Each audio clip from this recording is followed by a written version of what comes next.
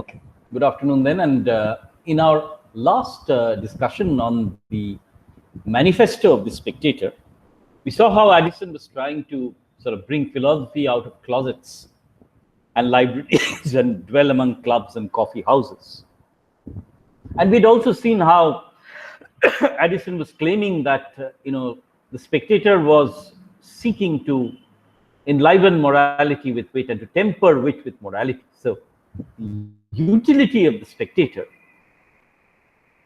lay in small doses of social morality, which Addison was trying to circulate amongst civil society so that the divisions within society could be erased. Now, I had also mentioned that the Spectator Club, the characters in the Spectator Club, to be more precise, are both individuals by themselves. Simultaneously, they're also representatives of their particular class positions. And therefore, the Spectator Club is a representation of the cross-section of society. Small cross-section, but still. I'd also mentioned the point that, the Spectator also sort of creates an utopian version of how these characters should behave, rather than provide us just a reflection. So when Addison is creating the character of Sir Roger, the country squire, the landed gentry, the old patriarch, is creating an idealized version of this landed gentry. Right. So it is this kind of an approach that I'd like to enter into two of the most seminal essays in this, the Coverley papers, as it were, essays which deal specifically with Sir Roger de Coverley, Sir Roger at home and Sir Roger at church. So we'll be discussing these two essays today, and let me hereby project these essays to you so that we can quickly go through them and see how Addison is trying to bring to us this entire portrait of Sir Roger. And therefore, you see, this is essay number 106, Sir Roger at home. Having often received an invitation from my friend Sir Roger de Coverley, I last week accompanied him thither. So here is the Spectator, who is a city man, right? A resident of the urban milieu, traveling to the country to see Sir Roger in his habitat, as it were. But I intend to form several of my ensuing speculations. Sir Roger, who is very well acquainted with my humor, so the Spectator is extremely reticent, silent, and is slightly idiosyncratic, lets me rise and go to bed when I please, dine at his own table, or in my chambers, sit still and say nothing without bidding me be merry. When the gentlemen of the country come to see him, he only shews me at a distance. As I have been walking in his fields, I have observed them stealing a sight of me over an hedge, and heard the knight desiring them not to let me see them, for that I hated to be stared at.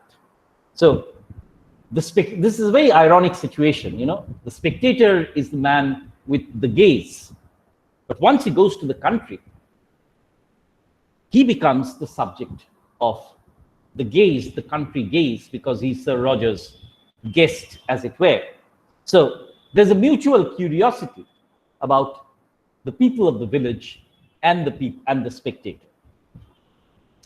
I am more at ease in Sir Roger's family. So let's look at the patriarch, the landed gentry's family, because it considers of sober and staid persons. So serious and old people. You see, throughout this essay, you have to remember one adjective that Addison will be using. And this adjective is age, old age. Now, Addison, like a lot of his contemporaries, realizes that the landed gentry is on the wane. It's gradually declining. And you have the influx of the new tradesman, merchant, Sir Andrew Freeport. Therefore, any description of the landed gentry that Addison will provide will be marked by this adjective of age and oldness, right? So, sober and staid persons, the knight is the best master in the world. He seldom changes his servants. So once again, an idealized country patriarch who values loyalty within his subjects, is beloved by all about him. His servants never care for leaving him. By this means, his domestics are all in years and grown old with their master. So Sir Roger is old. He commands loyalty, and all his servants and his household is also old. You take the valet de chambre for his brother. His butler is grey-headed. His groom is one of the gravest men that I've ever seen. And his coachman has all the looks of a privy councillor. So all of them are aged, serious. You see the goodness of the master even in the old house dog. You see, not even the people, even the house dog, which is loyal, is old. And in a grey pad that is kept in the stable with great care and tenderness out of regard to his past services, though he has been useless for the several years. So there are two things which you need to notice in this particular paragraph. One, that Sir Roger, as the country squire, is painted as an ideal patriarch who values loyalty, commands love from his subjects. So he's not a brutal or repressive kind of a country squire. It's somebody who's very generous and loyal. Secondly, his entire household, including his dog, is aged and old. So the declining fortunes of the country gentry are, as it were, being articulated in Addison's adjective or epithet of age in representation of the household as a kind of a representative of the class itself. I could not but observe with great deal of pleasure the joy that appeared in the countenances of these ancient domestics upon the friend's arrival at his country seat. So he's beloved. Some of them could not refrain from tears at the sight of their old master. Everyone pressed forward to do something for him. At the same time, the good old knight with a mixture of the father and the master of the family. So he's this patriarch once again. Patriarch in the sense that he's, is the kind of father to the entire congregation and household. And he's also, the master of it. Right, so idealized country gentry. Tempered the inquiries after his own affairs with several kind questions relating to themselves. So he knows them very intimately. This humanity and good nature engages everybody to him. As I pointed out, Addison is presenting not merely a realistic depiction of the classes, it's also idealizing them. So the idealized country squire who sort of treats the entire locale, the entire population as his family.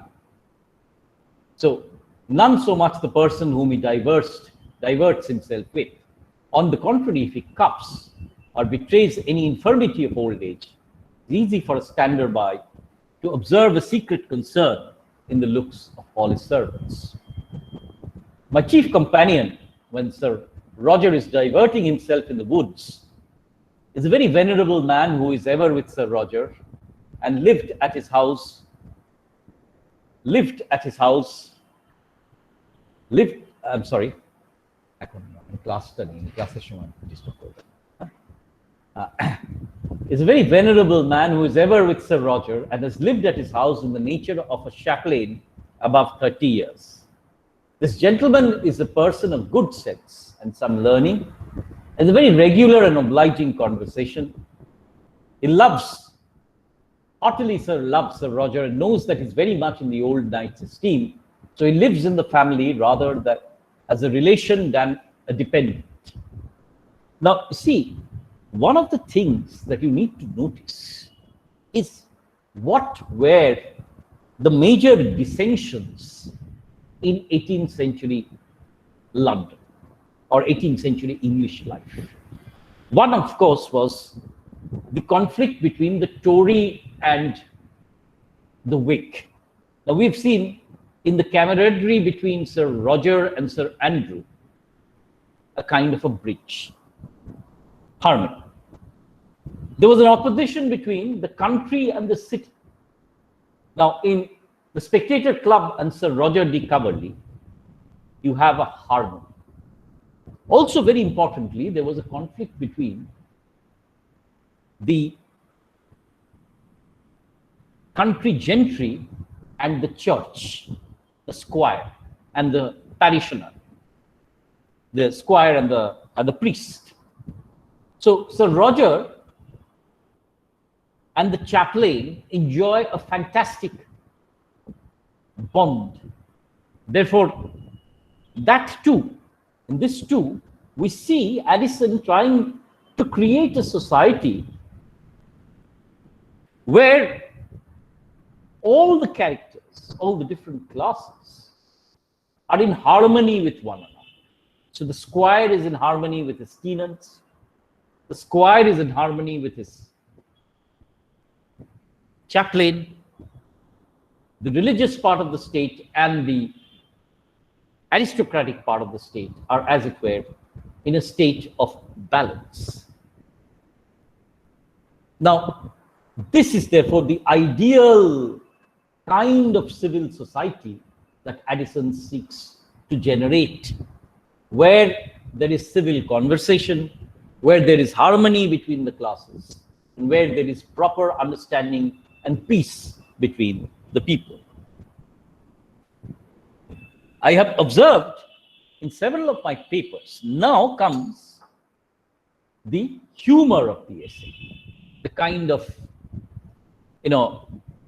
Addison is not only trying to make this essay very serious, but Sir Roger is also presented as somebody who's slightly eccentric, somebody who has a humorous aspect to his character, so that we very gently also laugh at Sir Roger. He's a little pompous. So as a squire, while he's very good to his people, he's very pompous, proud. My friend Sir Roger, amidst all his good qualities, is something of a humorist. And there, his virtues as well as his imperfections are as it were tinged by a certain extravagance which makes them particularly his and distinguishes them from those of other men. But notice this, is the satire very corrosive, like in Dryden's Macflick? No. The satire is very gentle. So he's a humorist, he's eccentric, but he's very likable as an eccentric. So the satire never really sharpens into very brutal, juvenalian satire. It's a very genial, tolerant satire which can bring smiles, but it does not bring any corrosive laughter. This cast of mind, as it is generally very innocent in itself, so it renders his conversation highly agreeable and more delightful than the same degree of sense and virtue would appear in the common and ordinary colors. As I was walking with him last night, he asked me how I liked the good man whom I've just now mentioned, the chaplain. And without staying for my answer, he told me that he was afraid of being insulted with Latin and Greek at his own table, for which reason he desired a particular friend at the university to find out a clergyman, rather of plain sense than much learning, good aspect, clear voice, sociable temper, and if possible, a man that understood a little of backgammon. Right? So He wants a chaplain who will not be very educated, so who will not tower over him or show off his learning, yet who can deliver simple sermons to the people which are effective, and who can also be his companion in playing a game of backgammon with him. My friend, says Sir Roger, found me out this gentleman, good scholar, though he does not shew it. I have given him the parsonage of the parish because I know his value, and have settled upon him a good annuity and annual income for life. If he outlives me, he shall find he was higher in my esteem. He's now been with me for 30 years, has never in all that time asked anything of me for himself, though he's every day soliciting me for something in behalf of one or the other of my tenants or parishioners. So the chaplain also is an ideal chaplain, right? He's a man who can mix very easily with the people, does not show off his learning. He has a very clear voice. He never asks anything for himself, but he asks only for his own parishioners. So he too, like Sir Roger, is idealized and generous. There's not been a lawsuit in the parish. If any dispute arises, they apply themselves to him for his decision. And if they do not acquiesce in his judgment, they appeal to me. So it's a very, small parish where everybody is in harmony with everybody. And if there is any dissent, they first go to the priest and then come to Sir Roger. So all disputes are, as it were, resolved. So once again, a very, very ideal picture of society where nobody raises a lawsuit and everything is very civil and, settled amongst themselves. So this is what Addison's civil society would have looked like, which is bringing all these people together into the public sphere, where there is harmony between the squire and the priest and their congregation, as it were. So in a certain sense, if you look at the ideology of the Spectator papers, it is conservative. In a sense, Addison is trying to go back to an ideal country life where the squire is at the head with the church at its side, and there is a very blissful relationship between the Lord and his subjects. At the same time, I would argue, Addison knows that this is an utopian picture and that the landed gentry is gradually declining. And therefore, I would suggest that there is a certain amount of nostalgia for this way of life. And that is why, from this recognition, Sir Roger is painted as a very old gentleman with an old household, as it were. So, at his first setting with me, I made a present of all the good sermons which have been printed in English and only begged of him every Sunday he would pronounce any one of them in the pulpit. Now, very important is that Sir Roger is pompous and eccentric because he cannot tolerate any man who will be greater than him in learning. Therefore, he has made a gift of all the important sermons that have been published. He doesn't want originality. He just wants the priest to repeat it. As I said, it's very conservative ideology. But anyways, Addison is very nostalgic about this old society. And he's also presenting it as a kind of picture of utopian harmony. Accordingly, as digested in them in such a series that they follow one another naturally and make a continued system of practical divinity. So it's a practical divinity. Once again, remember this, that Addison is forever talking about the public sphere. So it's talking about how learning or how even morality can be brought out from books, libraries, closets, and distributed among the vaster population. So as a subject, then this priest is perfect for Addison because he's bringing out the knowledge and serving them in small doses of practical divinity, just as the Spectator is handing out small doses of practical morality. Right. So it is in this sense, you see, that Addison is in a certain way projecting what he's trying to do in the Spectator papers onto this priest figure. As Sir Roger was going about his story, the gentleman we came up to us. This is the priest. Upon the Sir Knight's asking whom he preached tomorrow, he told us the Bishop of St. Asaph in the morning and Dr. South in the afternoon. He showed us the list of preachers, where I saw with great deal of pleasure Archbishop Tillotson. So these are the major sermon writers: Bishop Saunderson, Dr. Barrow, Dr. Calamy, with several living authors who have published discourses of practical divinity, who've given divinity a more easy, sort of acceptable and public kind of term.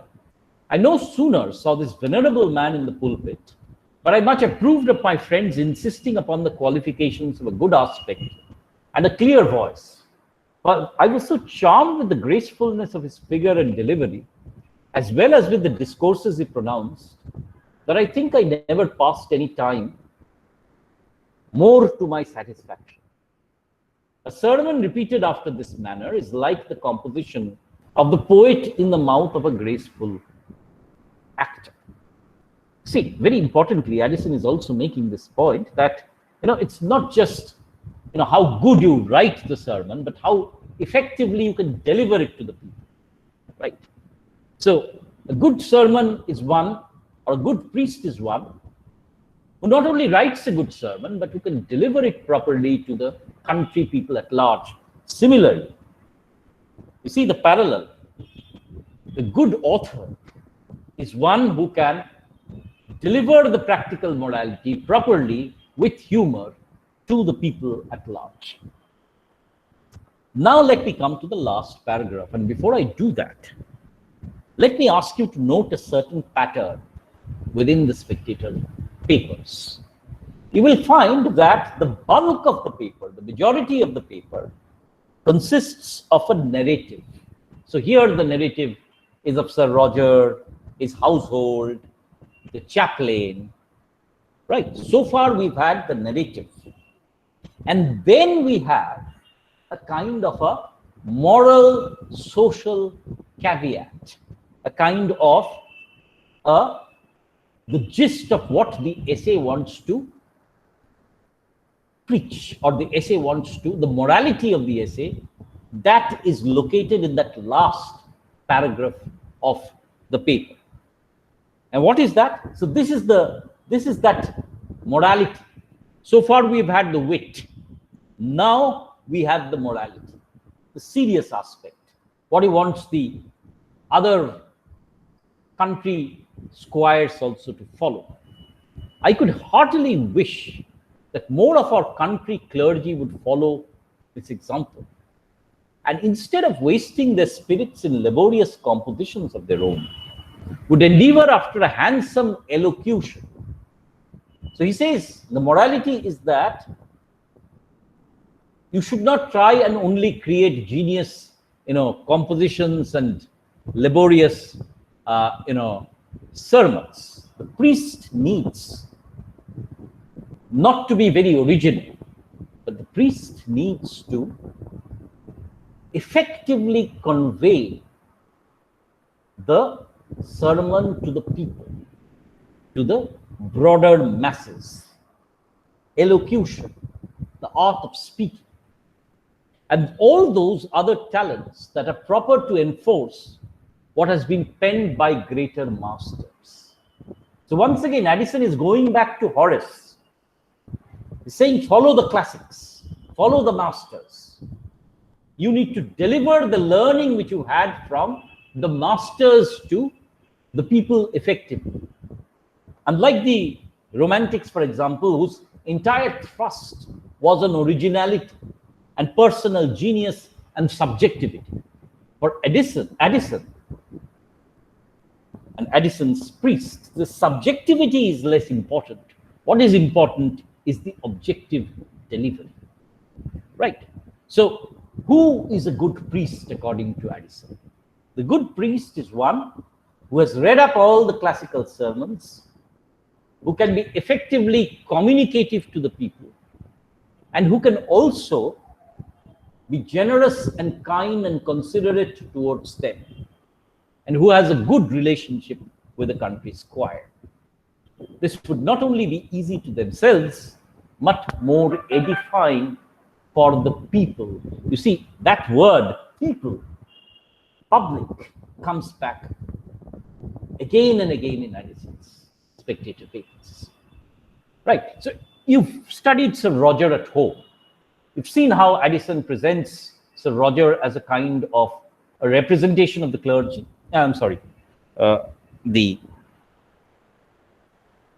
country, the nobility, the country gentry, landed gentry.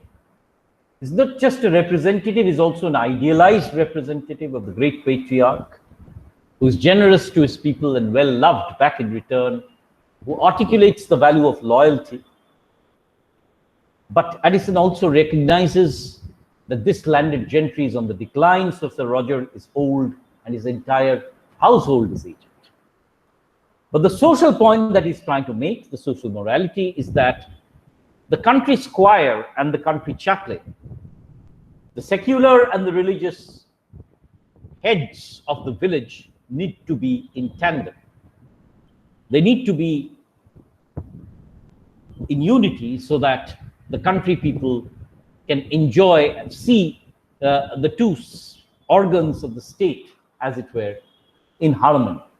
Right, and it is this sense of civil harmony, not only in conversation, but also in the interaction of the people, the squire and the chaplain, that becomes important. And finally, Addison goes on to argue what a good priest should do: follow the masters and create good sermons, not original sermons, but deliver them eloquently to the people so as to convince them about morality. In the process, Addison is also articulating his own position as an essayist, not as somebody who is very original only, but as somebody who seeks to, within simple language, convey the message to his readers. In the process, what have we seen about language and style? We've seen that Addison is using a conversational way of articulation in the essays. One, the language is simple. There is humor within the essays, but that humor is very genial. It never sort of becomes bitter or corrosive. And finally, we also observe that there's a pattern of a narrative followed by a sort of moral social caveat which delivers the message of the essay. Right. So in the guise of this narrative, Addison is introducing what the ideal relationships should be like and what the ideal priest should do. Right. So that's Sir Roger at home. Let me now go back to 112, and that is Sir Roger at church. Now here you will find that Addison becomes more humorous, right? And Sir Roger's eccentricities are presented with greater vividness. Says, I'm well pleased with the country Sunday, and think if keeping holy the seventh day were only a human institution, it would be the best method for the polishing and civilizing of mankind. You see, repeatedly, if you go back to the Spectator papers, that is the agenda: polishing and civilizing of mankind, of the general people, right? It is certain that country people would soon degenerate into a kind of savages and barbarians. Were there not such frequent returns of a slated time in which the whole village meets together with their best faces and their cleanliest habits to converse with one another upon indifferent subjects. So, Addison is always very particular to talk about these public spaces, the spaces of the public sphere, where people can come together as a public to interact amongst themselves. It is, the Spectator papers, of course, is a variant of this public sphere. Sunday clears away the rust of the whole week, puts both the sexes upon appearing in their most agreeable forms, and exerting all such qualities as are apt to give them a figure in the eye of the village. Please remember that the church is not just important to Addison for morality. It is important also because it brings people together in their most civilized state. A country fellow distinguishes him as much in the churchyard as a citizen upon the change, the whole parish politics being discussed in that place, either after the sermon or before the bell rings. So the churchyard is the space where the entire public discourse can congregate, and therefore it is the public sphere for the village. And now he comes back to, you see how, he's making a moral point, he's making a social point, and he's quickly going back to the narrative. So narrative, social commentary. So narrative, social commentary.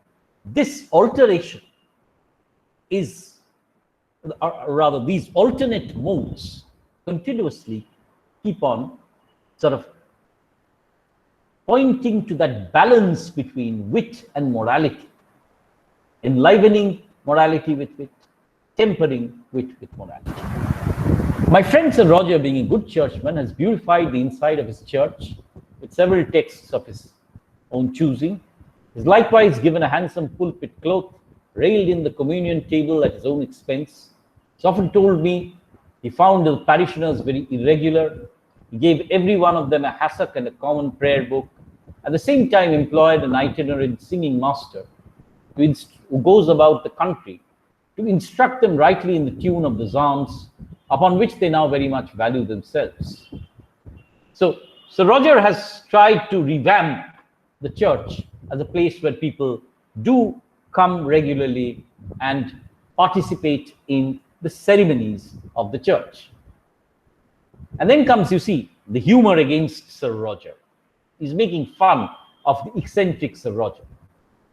As Sir Roger is landlord to the whole congregation, he keeps them in very good order and will suffer nobody to sleep in it besides himself. So here is the irony, that Sir Roger, the patriarch, the landed gentry, will not allow anybody to sleep in the church, but he will sleep himself. So that's the small, gentle satire that he puts in through that very oblique irony. But if by chance he's been surprised into a short nap at sermon, so if he's slept during the sermon, upon recovering out of it, he stands up and looks about him.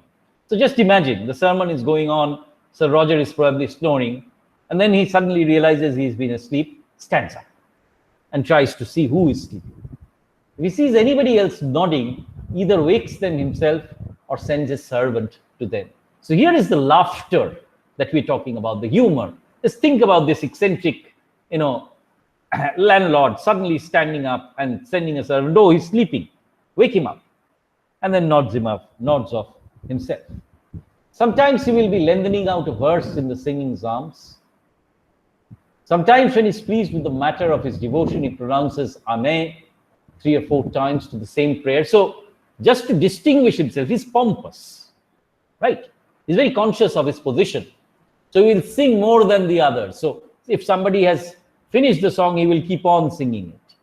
Or somebody has said Amen 1 time, which is very appropriate. He will say Amen 3 or 4 times. And sometimes stands up when everybody else is upon their knees to count the congregation or see if any of his students are missing. So in the church, also, Sir Roger is very self-conscious, conscious about his own position as the patriarch and landlord of this landed gentry of this estate. So Addison is mocking him, making fun of him because of this pomposity and pride. I was yesterday very much surprised to hear my friend in the midst of the service calling out to one John Matthews to mind what he was about and not disturb the congregation. So while the sermon is going on, suddenly Sir Roger says, "John Matthew, behave yourself."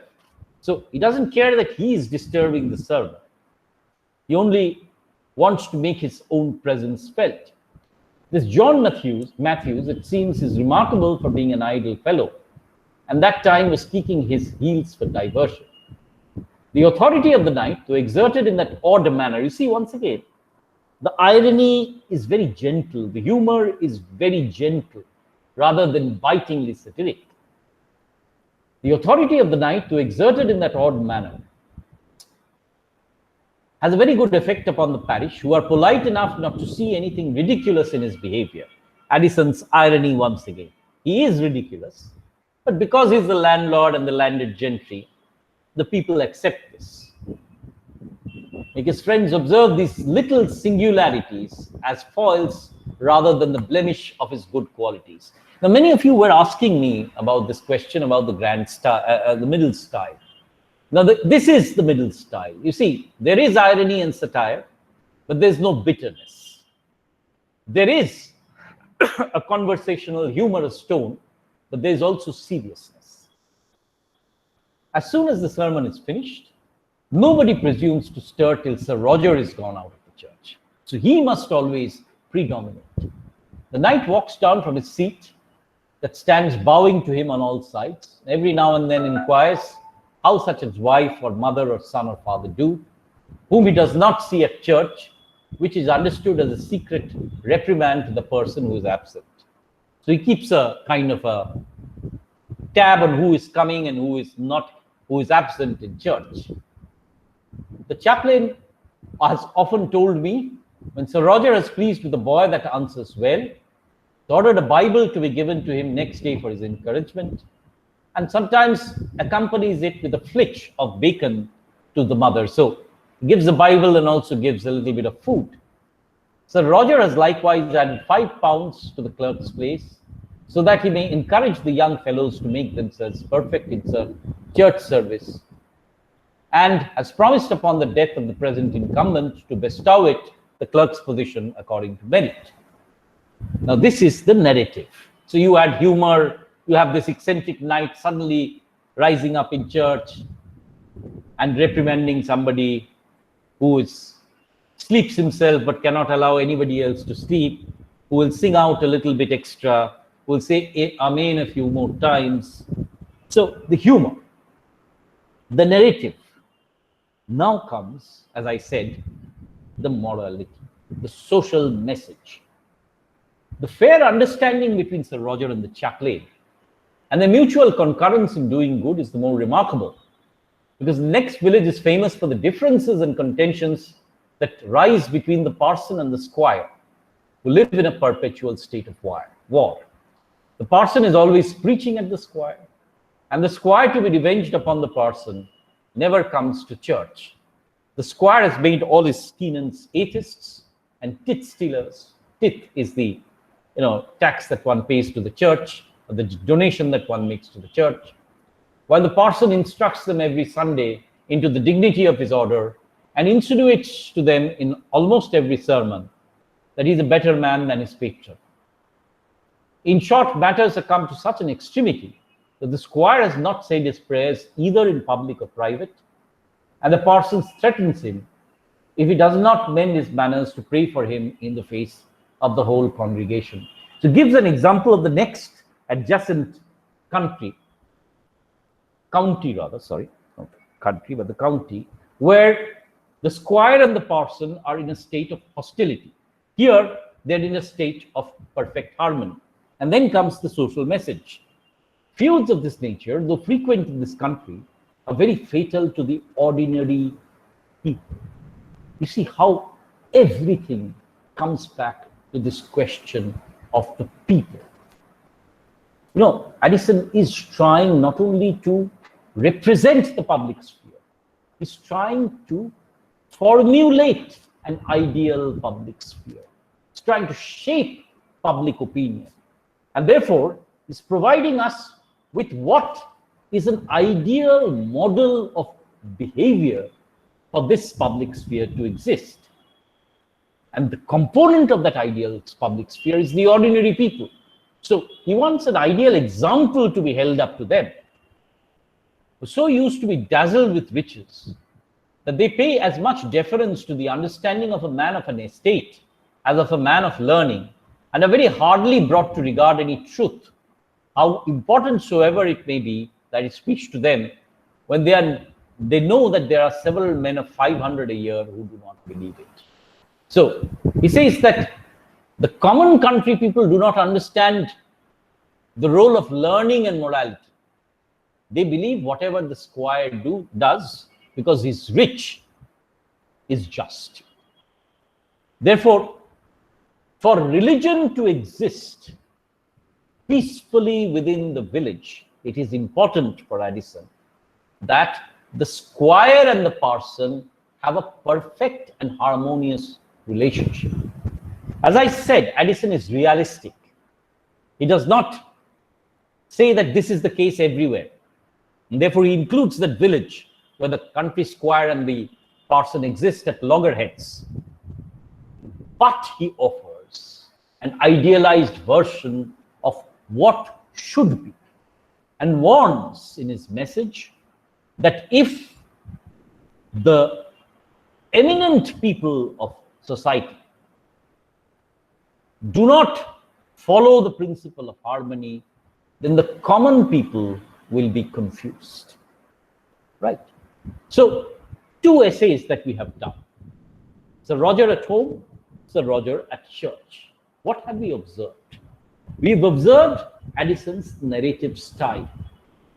We've seen how the essay begins with a narrative, presents Sir Roger as slightly eccentric, humorous, pompous, yet he's a lovable, pompous gentleman like Mr. Pickwick, for example, or a Falstaffian figure, right, who is well loved and is loyal to his people and generous. But because of his class position, he wants to be always, thrust into the limelight, and therefore acts eccentrically. Now, at the same time, Addison's humor is always checked.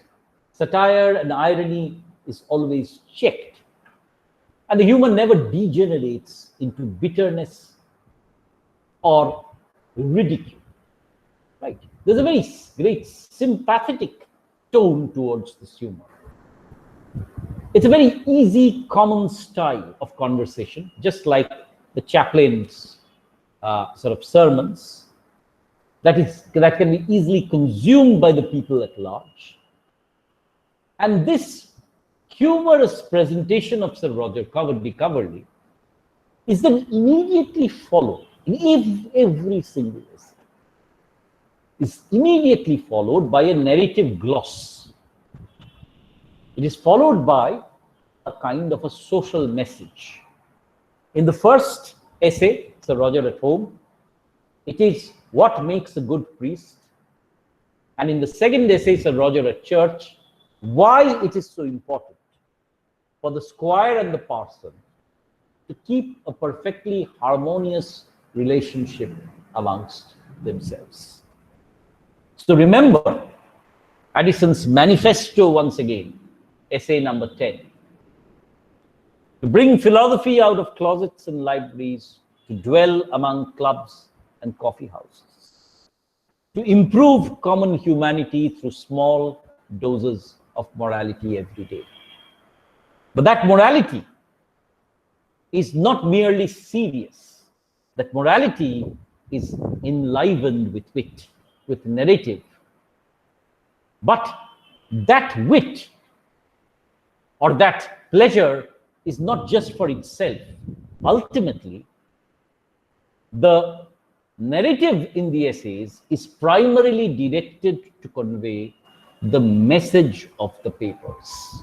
the serious message of the papers.